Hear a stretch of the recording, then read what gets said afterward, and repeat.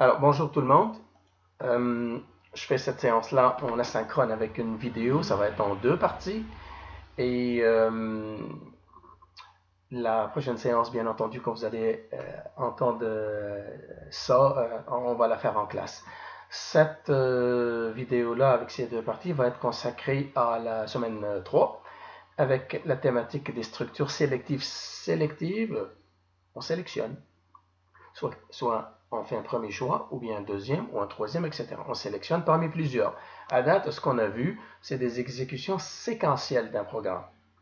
Des instructions les unes à la suite des autres numérotées. Quand on sélectionne, ça veut dire que parmi l'ensemble des instructions, on va faire une partie, ou une autre, ou une troisième, ou. C'est ça ce que ça veut dire. Pourquoi on a besoin de faire ça ainsi? Parce que la problématique le requiert. Exemple. Si on souhaite écrire un programme qui trouve la valeur absolue d'un nombre, la valeur absolue d'un nombre, si le nombre est positif, sa valeur absolue, c'est lui-même. 5 a comme valeur absolue 5. Si le nombre est négatif, sa valeur absolue, c'est son opposé. Moins 23 a comme valeur absolue 23. Si. Fait que ça dépend du choix. On sélectionne soit ça, soit ça. Donc, une autre problématique, ici un exemple que je vais montrer en code source. On voudrait savoir est-ce que le nombre est pair ou impair. S'il est divisible par 2 et que le reste est égal à 0, il est pair. S'il n'est pas divisible par 2, ça veut dire qu'il y a un reste qui est non nul, il est impair. Et il y a le cas particulier du 0, qui est par définition, d'un point de vue mathématique, un nombre pair. Donc, on peut le considérer comme étant pair, comme on peut le considérer comme un cas particulier, le 0. Donc, si, fait que on sélectionne. Donc, si je vais directement à la façon de faire ça. Donc, si dans l'algorithme, c'est un losange qui va tester sur une condition. Si quelque chose est vrai, comme ici, un premier nombre supérieur à un deuxième. Si c'est vrai, on fait une instruction. Si c'est faux, on fait une autre instruction. Donc, la sélection, c'est soit le vrai, soit le faux, mais pas les deux. C'est ce qu'on fait. Donc, dans l'algorithme, qui est l'algorithme graphique, le losange, c'est la condition. La partie de droite, c'est ce qu'on fait quand la condition est vraie. Et la partie du bas, c'est ce qu'on fait quand la condition est fausse. Ça, c'est des instructions, une ou plusieurs. On revient à nos moutons dans notre exemple ici. Je vais parler de tout ça plus tard. Justement, comment on écrit une condition. La valeur absolue d'un nombre. Je regarde ici le code source, la valeur absolue. Le programme demande à l'utilisateur, par le biais de l'opérateur du cout, d'entrer un nombre entier. Il saisit le nombre dans la variable nombre qui est de type int. Puis par la suite, il fait quoi? Si ce nombre est négatif, sa valeur absolue, c'est l'opposé du nombre. Si le nombre est positif, sa valeur absolue est le même. Si, c'est un if, l'instruction if. Ça, c'est la condition. Entre parenthèses, c'est la condition. C'est ce qu'on a vu tantôt dans l'algorithme ici. Ça. Donc la transposition de cette condition-là exprimée en losange dans l'algorithme devient dans le code source une expression entre parenthèses, une expression logique. Si la variable nombre, son contenu, est strictement inférieur à 0. If, on fait une instruction, l'instruction 15. Et regardez bien, l'instruction 15, elle est décalée du if. On appelle ça l'énoncé du if. Cet énoncé du if, il est indenté. Ce décalage de 5 espaces, on appelle ça l'indentation. Si la condition est vraie, on fait ça. Sinon, c'est le else. On fait ça. Donc, c'est soit on fait la ligne 15, soit on fait la ligne 17, mais pas les deux. C'est une sélection. Soit ça, soit ça.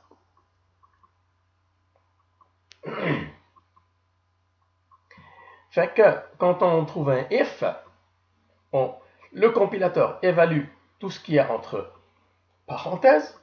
Si ce qu'il y a entre parenthèses est vrai, il fait l'énoncé du if. Sinon, il bascule vers le else. S'il y a un else. S'il n'y a pas de else, il s'en va directement à la ligne 19, le cout, pour continuer la séquentialité des instructions. Donc, le else, il est facultatif. Si on en a besoin dans notre algorithme, on le met. Sinon, on peut se contenter d'un simple if. Donc, je répète, on teste, ça c'est la condition du test, qui est une expression logique. Il y a un opérateur ici inférieur, la valeur de la variable nombre dont le contenu est saisi dans le cin est inférieur à 0. Je fais quoi? Je prends l'opposé, moins un nombre. Si c'est un moins 5, je fais moins 5, ça donne 5. Et je mets ça dans absolu. Absolu, c'est quoi? C'est une variable de type int. Sinon, absolu devient un nombre. C'est une façon de faire et non pas l'unique. Il y a une deuxième version qui est encore mieux. On enlève le else. Comme je l'ai dit, le else est facultatif. On n'a pas besoin de ce else là. On peut tout simplement mettre le nombre dans la valeur absolue. Si c'est positif, ça reste de même. Si c'est négatif, on switch. Donc, il y a plusieurs façons d'écrire du code source. Certaines solutions sont beaucoup plus optimales que d'autres. Optimales par rapport au nombre d'instructions, il y en a moins. Optimales par rapport à l'utilisation des ressources, principalement la mémoire. Quand on va avancer encore plus, on va justement étudier l'optimalité des algorithmes pour réduire un peu la complexité. Donc, ce qu'on doit retenir ici, les instructions sélectives, if. Le else, c'est le sinon. Si, sinon. Mais le sinon est facultatif. Ce n'est pas obligatoire d'avoir un sinon. Mais si on a un sinon, le compilateur, quand il va trouver que ça, c'est pas vrai, il va ignorer l'énoncé du if pour faire le else. Ici, c'est un énoncé qui est une simple instruction, une seule ligne. Maintenant, si l'énoncé est composé de plusieurs instructions, on va rajouter des crochets. Donc, le if ici devient des crochets, crochet accolade, accolade ouvrante et accolade fermante. Et on en met tout l'énoncé du if. Comme on peut mettre aussi un énoncé composé pour le else, tout un énoncé du else entre les accolades. Donc un énoncé composé. Si on a plus qu'une seule ligne délimitée par un point-virgule, on met des accolades ouvrantes et fermantes. Alors regardez bien celle-là. Vous voyez l'instruction c'est out de la ligne 19. C'est 3 lignes. Mais 3 lignes qui représentent une seule instruction. Pourquoi? Parce que il y a un seul point-virgule. Donc je peux écrire une instruction sur plusieurs lignes pour éviter d'avoir une instruction longue. Mais c'est toujours une seule instruction. Point-virgule. Donc, quand l'énoncé du if ou le else, c'est plusieurs instructions, c'est-à-dire plusieurs lignes qui finissent par des points-virgules, on met l'accolade ouvrante, accolade fermante pour le if et pour le else. On va le voir dans d'autres exemples. Donc, un autre cas de figure, on avait dit ici, là, c'est pair ou impair. Trouvez par exemple si c'est pair ou impair. Je regarde là, deuxième exemple. Entrer un nombre entier. Comme d'habitude, dans C1, je le prends, je le mets dans la variable nombre qui est de type int. Dans cette variable nombre de type int, je teste. Est-ce que ce nombre-là, une fois divisé par 2, donne 0 comme reste, ce qu'on appelle le modulo. C'est le pourcentage ici, là, en programmation, c'est le modulo. Qu'est-ce que le modulo? C'est le reste d'une division. Quand la division est par 2, on appelle ça une division euclidienne. Je dis ça pour ceux et celles qui suivent le cours et qui n'ont pas un background de mathématiques. Fait que, si le nombre modulo 2 doublement égale 0, ça c'est l'égalité mathématique. D'accord? Ça veut dire que le nombre est divisible par 2 et le reste est nul. Donc, puisqu'il est divisible par 2, il est pair. Comme il est pair, je définis une variable qui s'appelle pair de type booléen. Le booléen, c'est un type qui ne peut avoir que deux valeurs possibles, mutuellement exclusives, soit l'une, soit l'autre. Booléen, c'est une variable qui ne peut être que soit vraie ou fausse. C'est ce qu'on appelle le true ou bien le false en programmation C++. Donc, pair ne peut avoir qu'une valeur qui est true ou bien false. Si le nombre est divisible par 2, ce nombre-là, il est pair. On le représente par la valeur true affectée à la variable booléenne pair. Else, ça veut dire quoi else? Ça veut dire que cette condition est fausse. Ça veut dire que le nombre divisé par 2 ne donne pas 0 comme reste. Ça veut dire, c'est pas un multiple de 2, donc il est impair. Donc dans le else, je dis, ce nombre-là, il est impair. Donc, la variable pair qui caractérise la parité du nombre, elle est à false. Encore une fois, je le répète, cette variable-là qui s'appelle pair, elle est de type booléen. C'est-à-dire, elle ne peut avoir qu'une valeur parmi deux, soit true, soit false. Et par la suite, je fais quoi? Je teste sur la valeur de vérité de pair. Si je suis sorti du if-else avec pair égale true, ça veut dire que j'ai exécuté la condition qui est vraie. Je teste. If pair, ça veut dire if pair doublement égale true. C'est ça ce que ça veut dire. Le if teste sur la valeur de vérité d'une condition. Si la valeur de vérité de la condition est vraie, true, j'exécute l'énoncé du if. Sinon, j'exécute l'énoncé du else s'il y en a un else. Donc, if pair, autrement dit, pair est égal true ici. J'affiche le nombre. Je m'en vais chercher sa valeur, nombre, on sait in et pair. Else, le nombre est impair. Donc on voit ici comment on peut combiner des instructions sélectives avec le type booléen. Encore une fois, je le répète, portez une attention particulière à ce test-là de la ligne 19. If pair, la condition du test cherche la valeur de vérité de la variable booléenne. Si elle le trouve à true, elle exécute l'énoncé du if. Sinon, elle bascule vers le else, soit l'un, soit l'autre. Le principe de la sélection. Regardons voir le truc théorique. On regardera un autre exemple tantôt. Donc, tantôt on a vu ici qu'on faisait inférieur. If la valeur de la variable nombre est inférieure à une certaine valeur, qui peut être ici hard-codée ou une constante. Donc, cet opérateur-là, c'est un opérateur de comparaison. C'est différent d'ici. C'est un opérateur d'identité. Donc, on pourrait avoir des opérateurs de comparaison, des opérateurs d'identité, des opérateurs logiques, et c'est ce qu'on vous dit ici. Inférieur, inférieur, égal, supérieur, doublement égal, etc. C'est des opérateurs relationnels, une relation qui établit quelque chose par rapport à une autre. Supérieur, inférieur, égal, etc. Ou on peut avoir des relations logiques, comme le et logique, le ou logique et la négation, le non logique. On va les voir dans un exemple. Ça, c'est les opérateurs qu'on peut avoir dans une condition d'un if ou d'un else. Les opérateurs de relationnel sont binaires. Je compare deux choses, comme ici. Je compare deux choses. Qu'est-ce que je compare? Je compare cette expression-là avec celle-là. Ici, cette expression-là, c'est juste un zéro. Ici, c'est le résultat d'une opération mathématique. La division euclidienne. Ici aussi, je compare deux choses. Je compare le nombre par rapport à une autre valeur. Par contre, là, c'est une relation unaire. Unaire, ça veut dire je teste sur une seule chose. Je ne la compare pas avec autre chose. Je m'en vais regarder qu'est-ce qu'elle contient, puisqu'elle est booléenne. Est-ce que c'est un true ou un false? C'est ce qu'on vous dit ici. L'opération logique, elle est unaire. Là.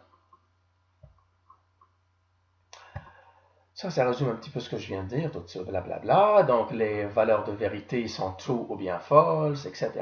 On regardera plus tard un exemple avec le et logique, le ou, puis la négation. La négation, ça veut dire que si pair est vrai, sa négation est false.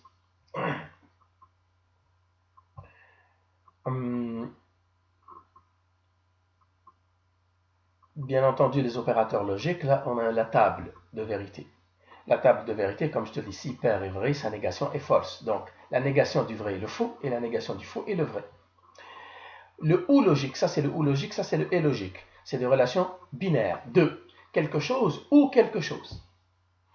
Pour que le résultat de cette opération-là soit ça, le ou soit vrai, le ou, ça prend une des deux qui soit vraie ou les deux soient vrais. C'est ça ce que ça veut dire. Les mathématiciens savent ça très, très bien, mais je fais un petit rappel pour ceux qui, encore une fois, suivent le cours dans le cadre d'un cheminement qui n'est pas en mathématiques. Et le et logique, une chose est vraie et une chose est vraie. Le tout ne peut être vrai que si les deux soient vrais en même temps. Le vrai et le vrai doivent donner le vrai. Sinon, c'est le faux. Et c'est ça ce que ça veut dire. Et, donc le vrai et le vrai donnent le vrai. Autrement, si l'une des deux est fausse ou bien les deux sont fausses, ça donne le faux. Ça par rapport à la priorité. Quand le compilateur voit ça, des choses comme ça, des choses comme ça, des choses comme ça, si jamais c'est imbriqué dans une expression trop complexe, inférieur, supérieur et ou non, comment qu'il gère ça? Selon un ordre de priorité établi par les lois mathématiques. La multiplication et la division sont prioritaires sur l'addition et la soustraction. C'est ce qui est dit ici, là. Donc ça, c'est la soustraction et l'addition. Ici, c'est la multiplication et la division. Le modulo, puisque c'est une division.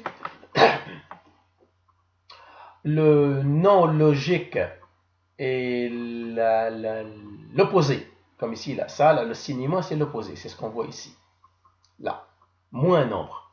Je prends le nombre, je prends son opposé. Son prioritaire sur la multiplication et sur l'addition. Et bien entendu, ça va en cascade. Le plus prioritaire vers le moins prioritaire. Ça, c'est juste pour que vous compreniez un petit peu comment le compilateur interprète une expression logique qu'on écrit, sans plus ni moins. Il y a une relation entre aussi l'ordre.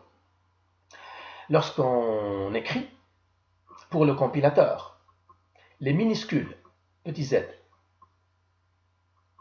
sont supérieurs, comment qu'il les classifie? Par rapport aux majuscules, grand B. Petit z supérieur à grand B. Qui est supérieur au chiffre, par exemple le caractère 1. C'est juste un ordre, juste pour vous, là, pour vous compreniez un petit peu la représentation interne du compilateur. Donc, il classe un peu les lettres et les chiffres, le compilateur, c'est tout. C'est là juste une représentation interne. C'est pas vraiment très significatif pour nous, là, surtout pour vous autres qui n'allez pas devenir des informaticiens, mais juste pour qu'on comprenne certaines choses. Ça, c'est des petits tests pour dire, par exemple, si la lettre est inférieure à petit z, ça veut dire quoi inférieur à petit z? Petit z, c'est ça. Inférieur, ça veut dire que petit a, petit b, petit c, tatata, nanana. On avait dit que z, c'est la minuscule, elle prévaut sur la majuscule. Mais même grand A aussi est inférieur à petit z. Fait que c'est ça, il classifie un petit peu les lettres. Fait que c'est des petits exercices pour juste voir un petit peu quelle est la priorité. Encore une fois, je le répète, il y a certaines choses dans ce contenu de ce cours-là que je vais adapter à l'auditoire. L'auditoire, pour la session actuelle de l'hiver, est un auditoire composé principalement de non-informaticiens. Donc il y a certaines choses dont vous n'avez pas à la limite besoin de maîtriser parfaitement, parce que vous n'allez pas les rencontrer dans votre cursus académique. Fait que je vais les skipper, comme par exemple ce truc-là. Pour les informaticiens, oui, ils vont le voir dans d'autres cours, etc.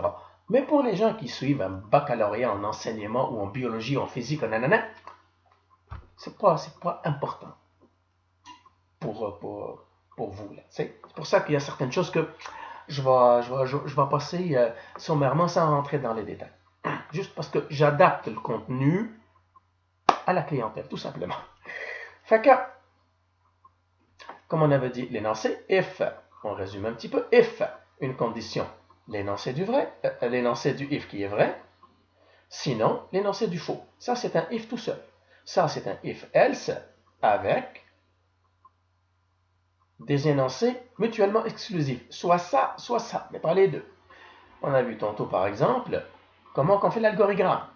Si un premier nombre supérieur à un deuxième, si la condition est vraie, mettons ici, là, on a 5 supérieur à 2. Je vais exécuter cette instruction-là. Sinon, j'exécute ça. Ici, il n'y a pas de sinon.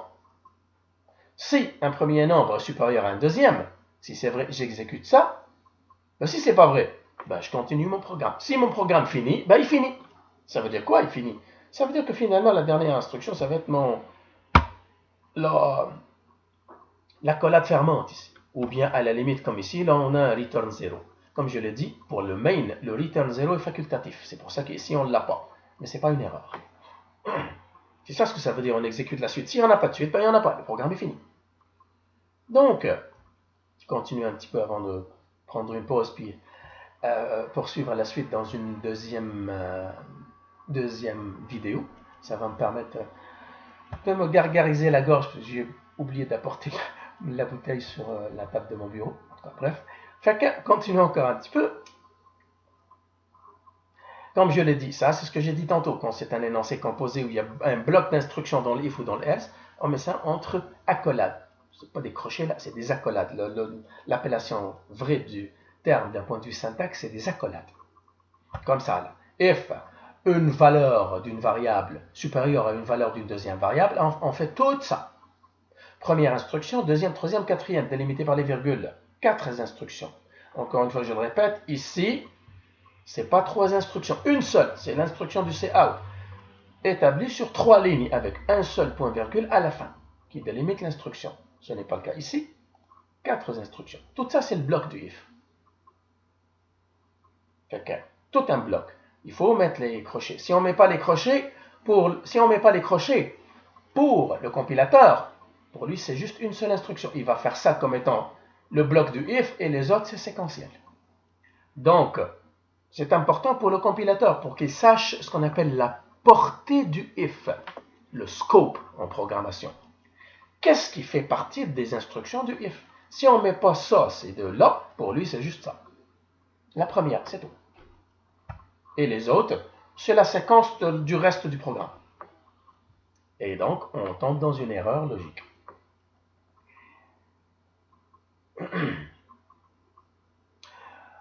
Un autre cas de figure où on peut, comme dans le if, j'ai un énoncé et un énoncé composé. Là, un énoncé composé du if.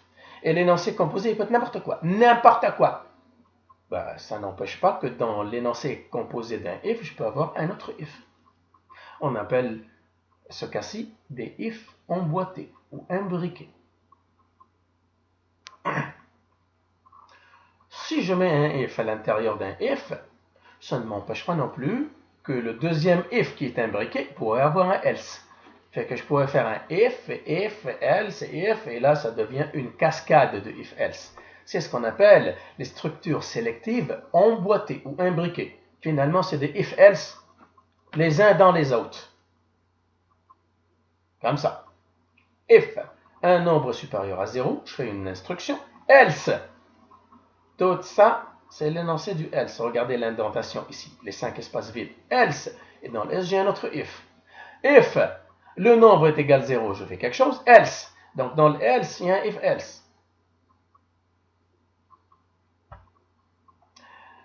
Fait que, un autre cas de figure, comment on le fait? Si jamais je voudrais utiliser les accolades, je fais if, l'instruction du if, si elle est vraie, j'exécute ça. Si elle est fausse, je me ramasse dans le else et j'exécute tout ça. Qu'est-ce que j'exécute dans tout ça? Le if imbriqué. If, else, ça c'est le else de if.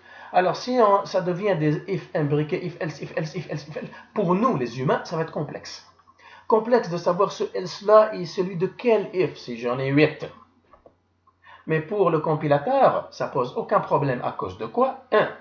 À cause des accolades, regardez des accolades. 2. Des instructions, qui est délimitée par le point-virgule. Ça pose aucun problème pour le compilateur. Mais pour nous, les humains qui écrivons le code, oui. Surtout quand il y a des erreurs, puis on va chercher, elle est où l'erreur? C'est-tu dans ce if-là, ou dans l'autre qui est emboîté, ou dans le troisième qui est imbriqué dans le deuxième? Et ça n'en finit pas.